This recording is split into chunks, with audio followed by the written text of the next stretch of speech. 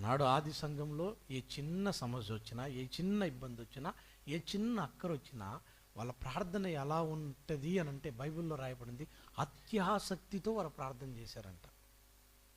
ఆసక్తి కాదు. అపోస్తలుల కార్యం మీరు చూడండి, అపోస్తలుల కార్యం 12వ అధ్యాయం 5వ వచనం చదవండి.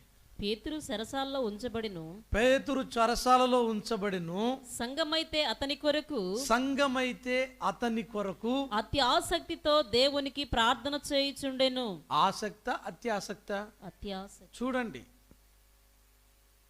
ఆసక్తి కాదు, అత్యాసక్తితో అతని కొరకు ప్రార్థన చేశారు. అంటే చూడండి, వాళ్ళకి ఏ సమస్య వచ్చినా, ఏ బాధ వచ్చినా, ఏ అక్కర వచ్చినా, ఏ ఇబ్బంది వచ్చినా వాళ్ళు ప్రార్థన ఎలా చేశారు అని అంటే అత్యాసక్తితో చేశారంట.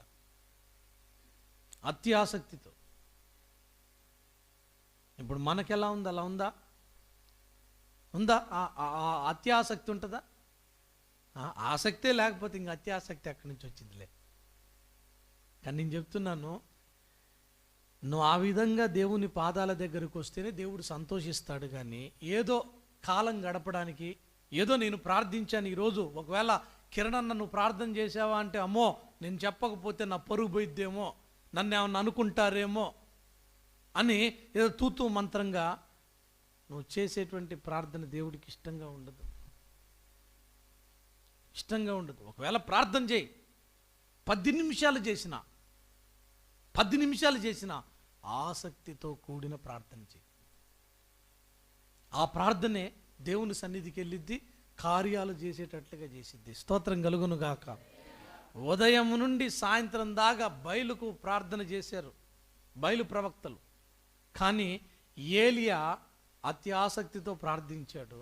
చేసిన కొద్దిపాటి ప్రార్థన దేవుడు ఆలకించి ఆకాశం నుండి అగ్నిని కురిపించాడు. స్తోత్రం కలుగును గాక.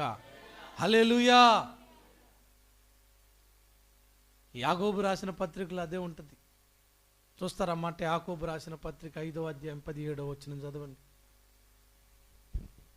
ఏలియా మన వంటి స్వభావము గల మనుష్యుడే. ఏలియా ఎలాంటి స్వభావం కలిగిన మనుషుడంట? ఎలాంటి స్వభావం కలిగిన మనుషుడు? మన వంటి స్వభావము కలిగిన మనుషుడే.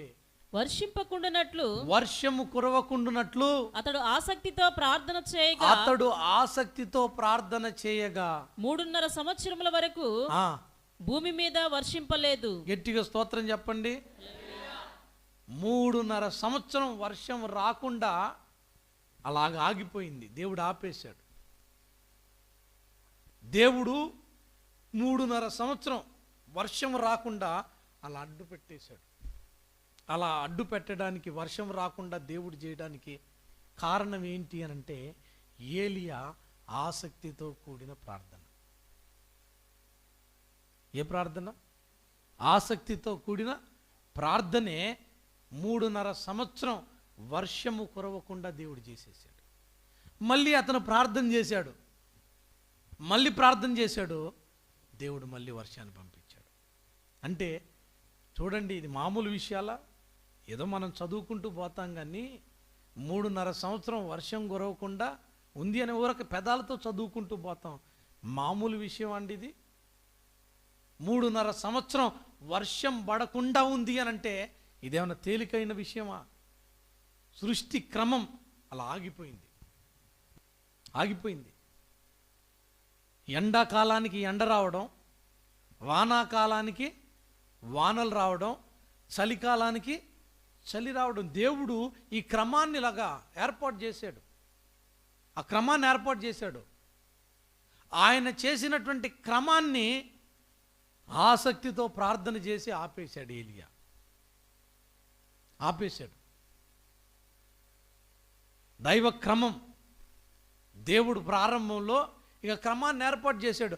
ఆ క్రమ ప్రకారంగానే ఋతువులన్నీ కూడా తిరుగుతూ ఉన్నాయి. కానీ ప్రార్థన చేసినటువంటి భక్తుని ఆసక్తిని బట్టి దేవుడు ఏం చేశాడంటే ఆ వర్షాన్ని ఆపేశాడంట. స్తోత్రం చెప్పండి. ఏలియానే కాదండి, నువ్వు నేను మనం చేసినా కానీ ప్రార్థన విని ఖచ్చితంగా ఆపేస్తాడు.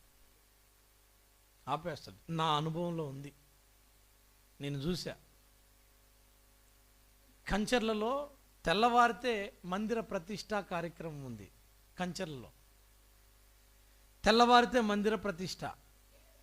సాయంత్రం ఇక 3-4 గంటలకి పరిస్థితి చూస్తే ఎట్టుంది అంటే నల్లగా మబ్బులు పట్టినాయి. ఎంత దారుణంగా ఉంది అని అంటే ఇంకా వర్షం పడితే మందిర ప్రతిష్ఠ కాదు కదా, రావడానికి కూడా అవకాశం లేదు. ఎందుకంటే ఇంత లోతు నీళ్ళు వచ్చేస్తాయి, అక్కడ లోతు నీళ్ళు వస్తాయి. అంత మేఘామృతం అయిపోయింది. ఏం చేయలేదు, నేను వెళ్ళాను, ఆ బలిపీఠం దగ్గర మోకరించాను, 2 చేతులెత్తి ప్రార్థన చేశాను. ప్రభువా, ఇది నీ కార్యం, అన్య జనాంగం మధ్యలో నీ నామానికి మహిమ రావాలి ప్రభువా. నా వలన కాదు ఏది, నువ్వు మాట మాత్రము సెలవిస్తే ఇదిగో ఆ వర్షం ఆగిపోయింది. బైబిల్ గ్రంథంలో ఎన్నో ఉన్నాయి అని ఎక్కువసేపు కూడా చేయలేదు ప్రార్థన, ఎక్కువసేపు కూడా చేయలేదు, చాలా చిన్న ప్రార్థనే. అయితే దేవుని మీద మనస్సు పెట్టి దేవుడు ఈ కార్యాన్ని జరిగిస్తాడు అనే నమ్మకంతో ఆయన పాదాలని పట్టుకున్నాను. ప్రార్థన చేసి ఆ మెట్లు దిగి బయటకు వచ్చి చూశాను. మీరు నమ్మండి నమ్మకపోండి, ఎంత మేఘామృతం అయిపోయిందో, మొత్తము కూడా సామాన్యమైనటువంటి రీతిగా అయిపోయింది. స్తోత్రం కలుగును గాక. మామూలు అయిపోయింది. కానీ విచిత్రం చెప్పనా, ఆ ఊర్లో ఒక్క దగ్గరే వర్షం లేదు, మిగిలిన ప్రాంతాల్లో వినుకొండలో భయంకరమైనటువంటి వర్షం, భయంకరమైన వర్షం. ఆ తెల్లారి నేను వెళ్తా ఉంటే, వినుకొండకు వస్తూ ఉంటే ఆ పక్కనే కొన్ని రోడ్డు పక్కన ఉన్నటువంటి చెట్లు కూడా కింద పడిపోయినాయి, పెద్ద పెద్ద చెట్లు. అంత వర్షం వచ్చింది, కానీ అక్కడ మాత్రం వర్షం రాలేదు. ఎందుకు ఈ మాట చెప్తున్నాను అంటే, దేవుడు ఏలియాకే కాదు, ఏలియా కలిగి ఉన్న ఆసక్తితో నువ్వు ప్రార్థన చేసినా కానీ దేవుడు చేస్తాడు. ఆ ఆసక్తితో కూడినటువంటి ప్రార్థనే మన నుండి దేవుడు ఆశించేది. ఇబ్బంది